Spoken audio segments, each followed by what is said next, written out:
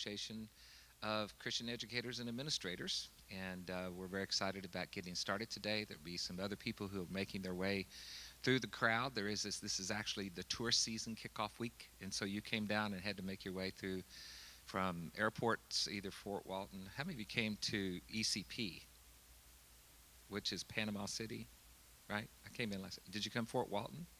Okay. So it's about the same amount of distance, an hour and 20 minutes, but this is right in the heart.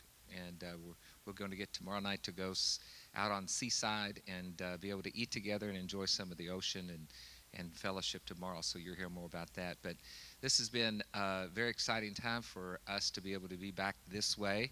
Susan Slesher was back there. She was helping us many years ago when we were out on the East Coast, and we've been on the West Coast for the last several years. Ken Bauman hosted us at Portland 3 years. We were at, I think it was 3 years at Los Angeles, right? And so we're finally made it back here, which makes it easier. How's it going, bro?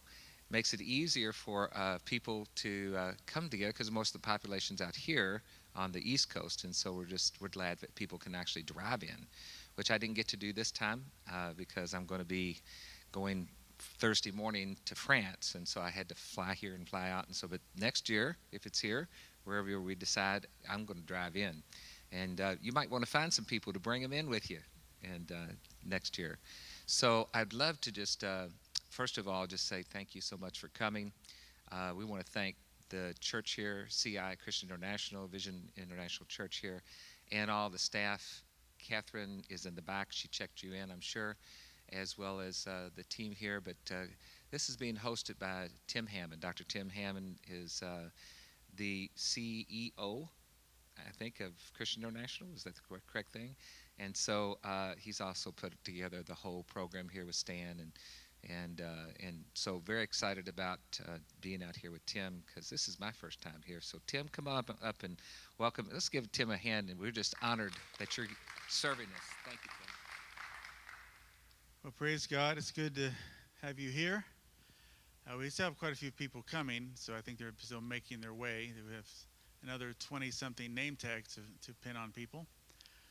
So we know a few of them are stuck at the Marriott, so it's trying to make their way here. Like you said, this is the launch of our season where tourist industry is number one in this area. And so tourists, as you've figured out probably by now, are swarming in here, especially starting with the Memorial Day weekend. And it'll last until the Labor Day weekend. That's the season. Although we do have snowbirds and spring breakers and other things that happen as well. But we're glad to have you here. It's a beautiful part of the world, and we're going to give you at least one chance to see the beach. If you didn't take any extra days, I encourage you to do that if you can. Our beaches are rated in the top 10 in the world, and so they're very unique, white sand beaches, and you would enjoy at least seeing them, if nothing else.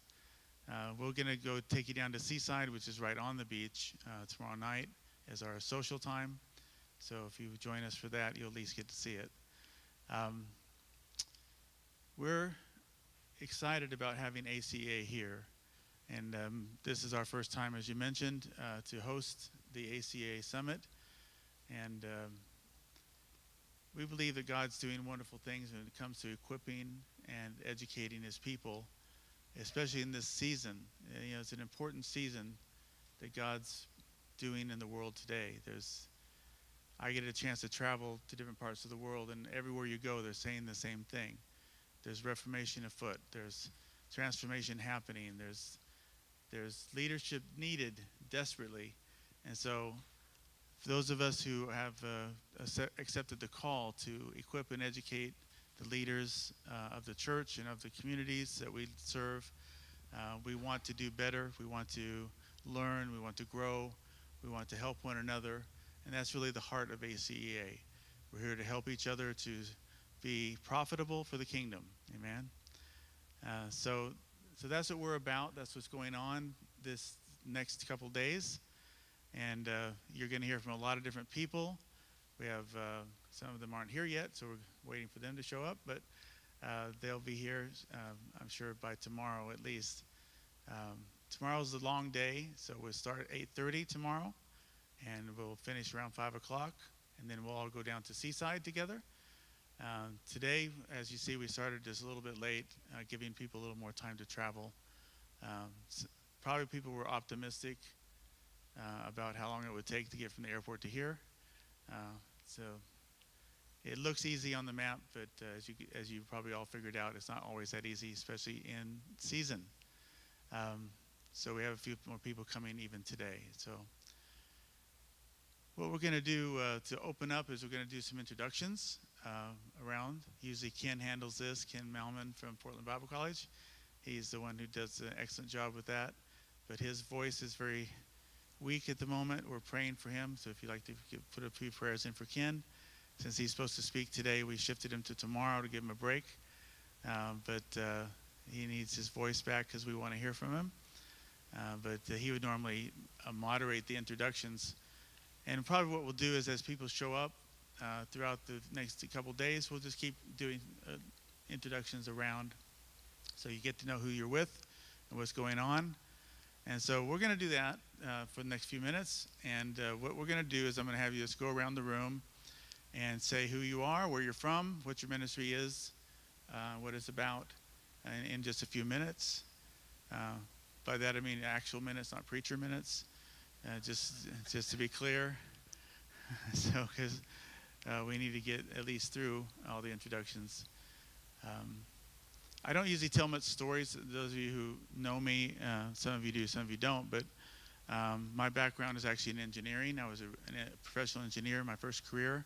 Or I usually say my first life because life changed, and so I still think that way. I think like an engineer. I'm a math and science guy. I like logic. And one of the things that's principles of logic is to keep things concise, keep them simple and concise. So I usually don't tell many stories, but I'm going to tell a story. Is that okay? Yeah, because Ken would have told a story by now already. So the property you're on here, I've talked to a few of you already. My office is actually across the highway, on the north side of the highway. Where our original property, we have a 20-acre lot over there where we have some residents for our staff and students and so on. And our corporate offices are over there, and that's my responsibility as the CEO of Christian International, is to operate the schools and the events and the networking and those kinds of things. The local church then is inhabiting this building on a week-to-week basis, but it's also where we have our events like we're doing now. We have also some very large events that people come in for, usually in April and October. But when we bought this property, we're sitting on, the original 80-acre, back in the day, 80 acres was the standard. And so there's a square on the map that's 80 acres starting from the highway going south that includes all of our property. But when we first bought property here, after the 20 acres across the street, we bought it in pieces. So there was a 7-acre piece and a 15-acre piece and so on and so on, until we collected almost all of the original 80 acres that was originally mapped for this area. And when we did, the last parcel we bought, which is actually where I live, over here on Hammond Avenue, we met the granddaughter of the original owner. And the original owner actually worked for the Salvation Army. He was an officer in the Salvation Army. And he bought this property, this 80 acres, back in the turn of the century, with the purpose and dedicated it to equipping the army of the Lord.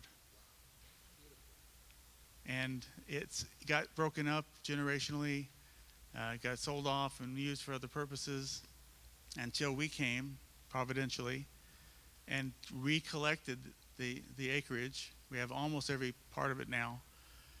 And now we're equipping people for the army of the Lord. It's pretty amazing, isn't it?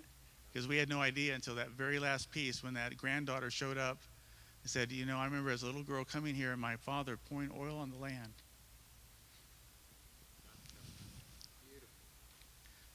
And dedicating the property. Theology, I don't know how I can deal with land and having an identity and all that kind of stuff, but it obviously was true that it had been dedicated to the Lord and it still had the Lord's purpose on it. And he had to bring us all the way from Phoenix to move here and then sit next door for years until we bought up this piece. And now that's where we're at.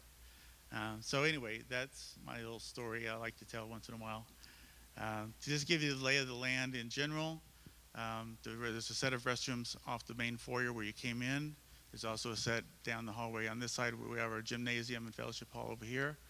And if you need a nursery, it's too bad they're closed, but they're over there. And then our classrooms are mostly upstairs, and you're going to hear from our local school director later in the sessions. But that's the general lay of the land here on the property. As I said, my offices are across the street. We say street, it's the highway outside. Because we remember when it was a 2-lane road. And we've been here since 1984. But the ministry, See Christian International, has been in existence for 50 years. We're celebrating 50 years this year. And we're having in October, when we have our homecoming event, we're having a big celebration for 50 years of ministry. My father, who founded the ministry, has been in ministry now 63 years and is 82. Still travels in ministry around the world. So we're excited about that. So that's my introduction, okay? So what we're going to do now is I'm going to give the mic to you guys, and each one of you just please share for a few moments about who you are and where you're from and what you're doing. Good afternoon, everybody. I'm Christopher Douglas from Trinidad and Tobago. The school that I founded is Ministry Gifts Bible Institute. And I'm really grateful and thankful to God for being here, because coming here at this time is a testimony, a miracle. And I just thank God for this opportunity to be here. And I know that I'm going to have a time. Hello, my name's Joe Bacharo. My wife and I, Anna, is with us as well. We're the directors of Vision Leadership Institute, which is on campus here. We also are the youth pastors. We work under Dr. Tim and Bishop and CI, and we also work directly under Vision Church as well with Apostles Tom and Jane Hammond. So we just launched a leadership school, and we're looking at upgrading and getting as current as possible to be able to not only raise up the young generation, but the older generation as well.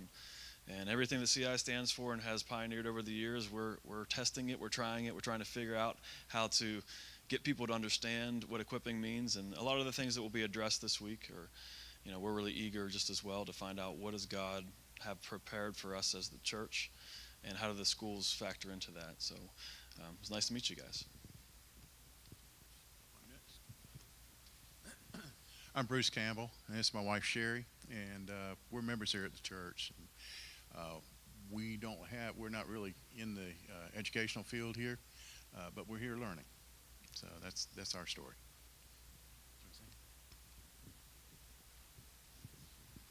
I'm Rick Varner from Sylacauga, Alabama, and have a vision, and that's why I'm here today. And right now I'm interceding and pretty much just wear the hat that the Lord has me each and every day. And I praise the Lord to be in here because I'm expecting great expectations. Hi, Ken Wallman. Sorry about the squawky voice. Portland, Oregon. I'll try to say more tomorrow. I'm Randall Langley, Christian Life School of Theology Global in Columbus, Georgia. But we recently have relocated personally, not CLST, but my wife and I have moved to Pensacola. So we actually had I had a nice little drive over here today. It was nice being able to drive in instead of fly in. But we, most of you know CLST, probably you think of Dr. Cottle, Ron Cottle. And so God in his providence or humor or cruelty, I haven't quite figured out which one, saw fit to transfer the leadership, the stewardship of it to me in 2013. And so that has been an interesting time of casting fresh faith and vision and new technology and just kind of the transition into what we do around the world and throughout the U.S., our church-based campuses and students. So, and I used to come to a lot of the ACEA meetings. In fact, the last one I was at, we played Frisbee golf Peter Wagner's place. Anyhow, so it's good to kind of reconnect and be here this weekend and fellowship with y'all. So, yeah. Wow, thank you, Randall. Good to see you again. Brian Souter from Dove International. So for 20, 25 years, been heading up Dove's leadership training. Dove, I don't know if you know, Dove is an international organization of churches in 25 countries. So we do a school, leadership and ministry is our focus. We do a school here on the East Coast, which is webcast, and then we're just taking the whole thing to another level online. So work with Larry Kreider from Dove International, and you know, a bunch of other stuff. 5 kids, all that. I'm going to be speaking, so you'll hear more from me. Hi there, my name is John Morales, and this is my wife Brenda, and we're from Prince George, Virginia, and we have just started a brand new school called Crossroads Leadership Institute in Prince George. We are literally on our second quarter, and our pastor in the local church we have actually knew Dr. Lawson here, and we are actually trying to get involved a little bit to glean from the experience from all you guys, because our goal and our heart is to train up ministers, to bring the next level of leadership that we need in these coming days to those out there. And we have off to a great start. The Lord has blessed us, and we're hoping that this will be the catalyst of something even bigger. Thank you. I'm Paul Renfro, a member here. And the Lord I woke up this morning and said to the Lord, you're going to this conference. And I have served as chairman of the board for one school, and my wife and I have helped start another K through 12 school. So we're graduates of MTC here, which now is called Vision Leadership Institute, which Joe and Anna head up. And so very thankful for the opportunity to participate with all you folks today. Hi, my name is Grace Chrissy, and I'm from the Panama City, and I'm here to learn, and God told me to be all in, so I'm here just to watch and learn. Thank you for having me. I'm Susan Slusher, and I work here at Christian International. Christian International has several different departments, and one is an equipping network, and I'm the director of our equipping network. And as the director of our network, I help others who want to start training programs or develop their training programs. So we have several who are part of our network who have a practical training approach to equipping the saints for the work of the ministry, raising up leaders and effective ministers, and others who go as far as a degree program, so we help them develop that. We also have a partnership with Vision International for those who are interested in connecting with CI and want a CI degree. So the thing is, because of the number of years that CI has been around, we've made connections several different ways, and our vision is always to find a way to equip all the believers to be effective ministers of the gospel. And so it's an honor to always meet those who are like-minded, who have the same desire and heart to raise up the body of Christ so that we can impact the world with the truth of the word. Amen. Stan DeKoven with Vision International University and the International Training and Education Network. We do both church-based training as well as distance education programs, online, offline, any way you want it. We'll figure out a way to make it happen. And again, just honored to be here, and you'll be hearing more. So, Dr. Tim. And you heard from several of our council members, just to make sure you're aware of that. Stan is one of the council members. Leo, of course. Ken, Brian, myself. Did I miss somebody? We have a few that are missing. Ian Bond and Drew Brown are both had conflicting commitments that couldn't be here. Minor Vargas is in Guatemala. Also, my brother and sister-in-law, who are the pastors of the local church here, are in the Philippines. They send their love, and they would have been glad to participate with us, but they're gone. We will hear from my father, just in case you're interested in that, at lunch tomorrow. So if you haven't heard from him for a while, that'll give you an opportunity for that. And Did we miss anybody? Has anybody come in while we were doing that? I didn't notice it. So, all right. Well, we'll probably have to do some more introductions because I think there's quite a few more people still coming. We want to go ahead and get started. And our opening session is going to be from Dr. Leo Lawson. And Dr. Leo has been the president of ACEA now how many years? Since 2009. And before that, of course, the founder was Peter Wagner. And so it always has a great contribution, brings a thoughtful and impactful message. And so he's going to launch us in our discussions and presentations with his presentation this morning, or afternoon, I should say. Well, thank you, Tim. It's a joy to be here with Tim. And really, Tim didn't tell you much about what he does, but he has been really taking the educational thrust of CI for decades. I think that would be right to say. So Vision International, or Vision Leadership Institute is their new leadership school, but before it was that, it was Tim's formation. So Tim, we really appreciate you being willing to host this. I would like for you to pull out this ACEA little thing here, and in the back, imagine there's some places for notes there. And as I start down this, I just want to start out by highlighting that something that Tim mentioned is this organization was founded in 1998 as a result of about 100 educators that came together at Dr. Peter Wagner's beck and call. And all he had to do was put out, as a horizontal apostle, an invitation, and everybody was sending their people. I was one of those people. Ken, one of the founding members. I think, Tim, you were there at the original. And Brian, it was just an amazing gathering. And Peter got a download from the Lord at that time.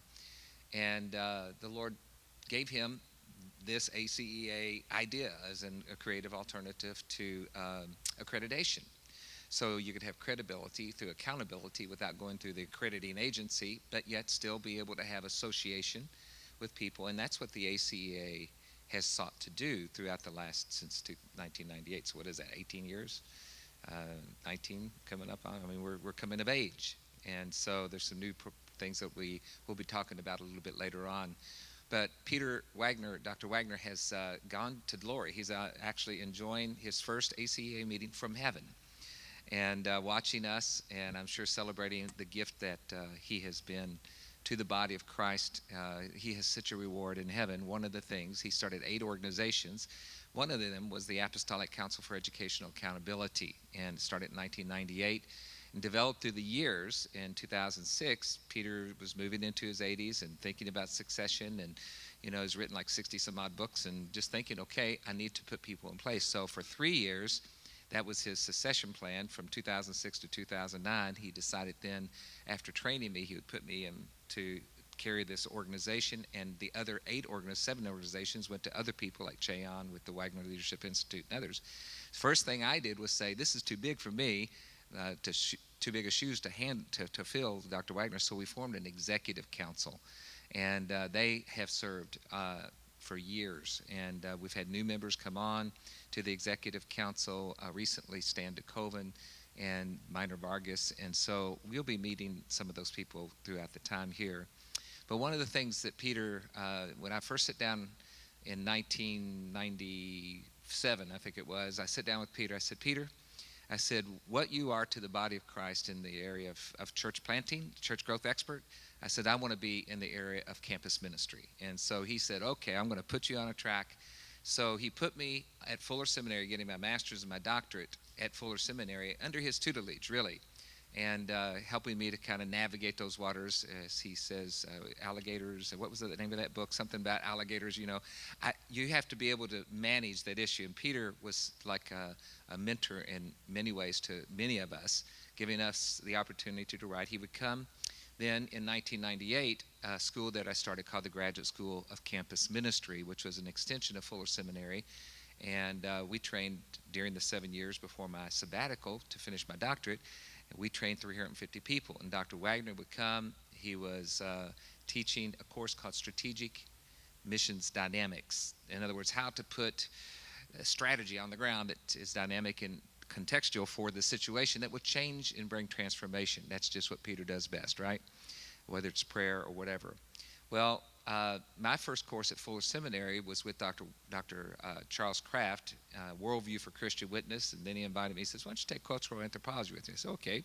So I took cultural anthropology, then I ended up taking courses with Peter through Charles Kraft, and who I was just with recently and is doing really well.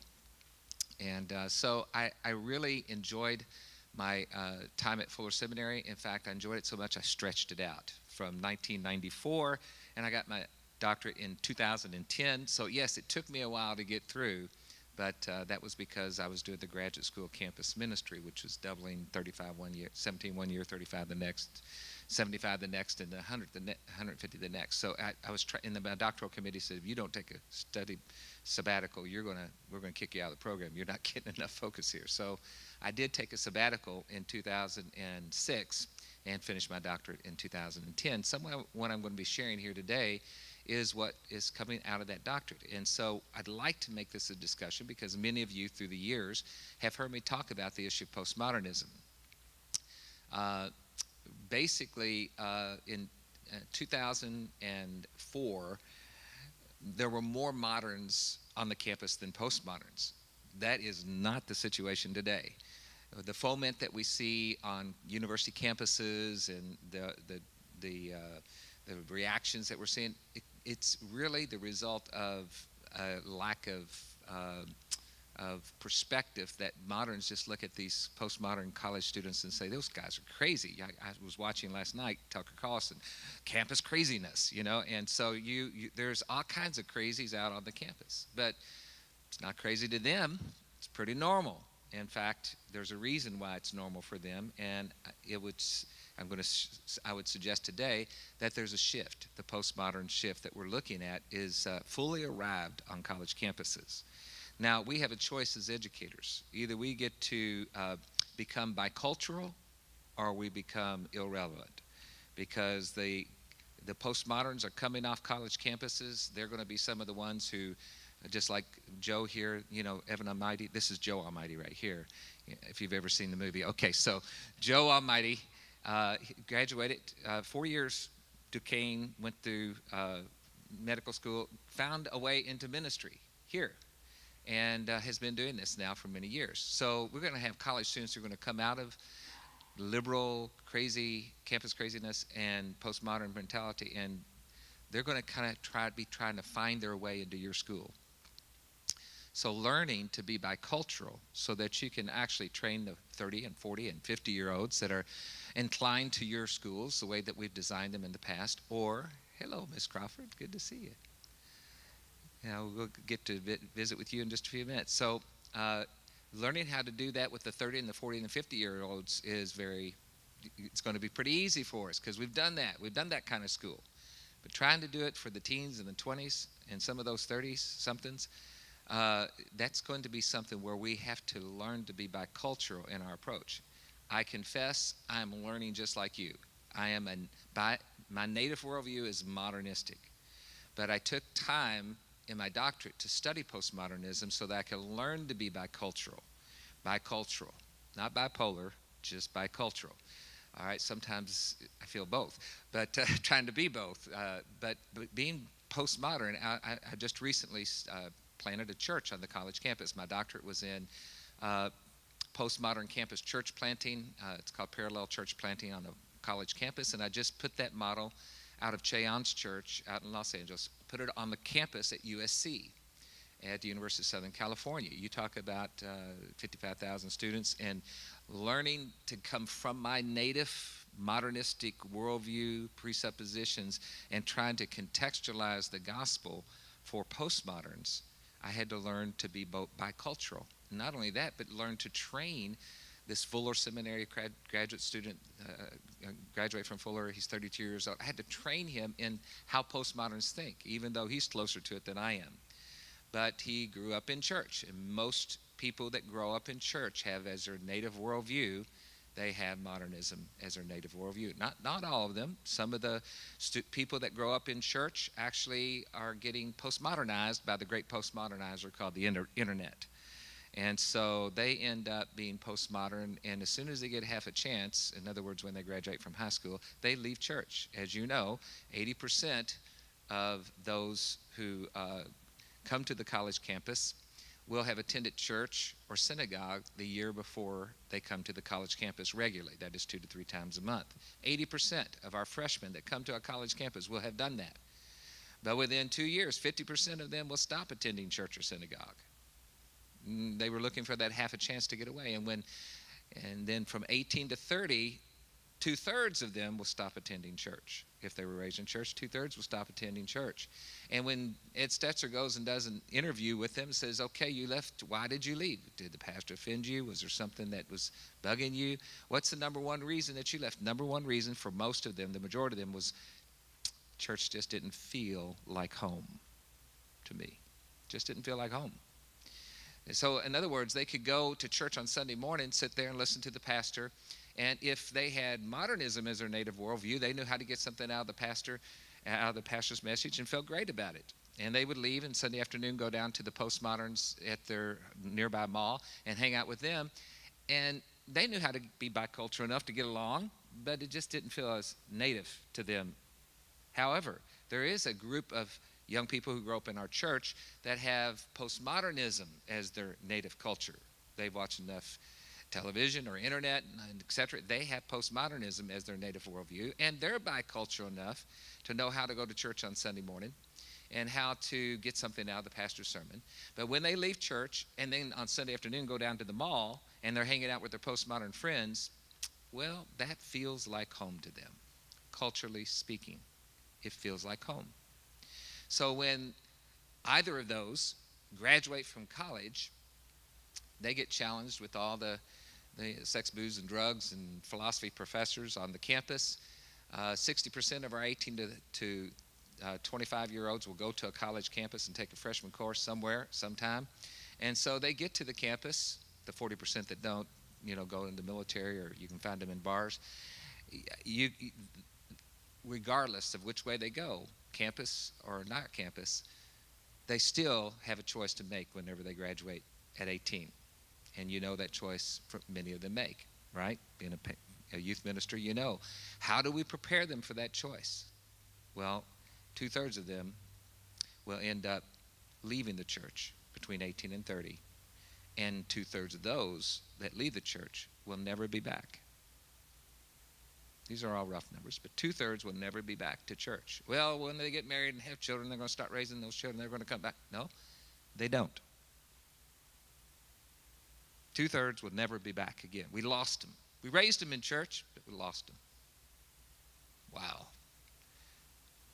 How do we do youth ministry that's bicultural, that reaches the postmoderns and prepares them to understand the moderns?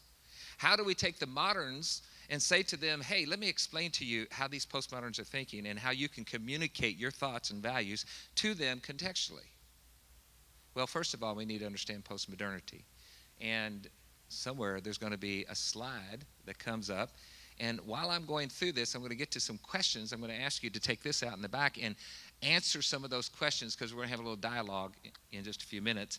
And I'd like for you to put some of these out. So here's the tattoo that's on the chest of a postmodern. Life is not a puzzle, but a journey. What does that mean? Well, modern would say, give me the puzzle box, and I can see what it's supposed to look like, and I can put the puzzle together, right? Because there's a certain standard that these puzzle pieces are going to fit together, because life is a puzzle. There's an ultimate narrative that I can see here on this puzzle box and put life together. Not the postmodern. Caitlin's good to have you here, representing your generation. Not the postmodern. Postmodern says life is not a puzzle. There's no ultimate